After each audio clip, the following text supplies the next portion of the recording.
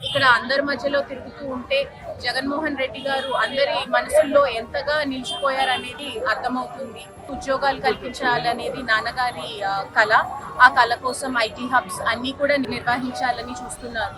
జగన్ గారు అన్నట్టు why not 175 అంటూ అందరూ సిద్ధంగానే ఉన్నారు. చెలియలి కట్టను తెంచుకొని విలయము విజృంభించునని ధర్మమూలమే మరచిన జగతిని యుగాంతమెదురై ముంచునని సత్యవ్రతునకు సాక్షాత్కరించి సృష్టి రక్షణకు చేయూతనిచ్చి నావగ త్రోవను చూపిన మత్స్యం కాలగతిని సవరించిన సాక్ష్యం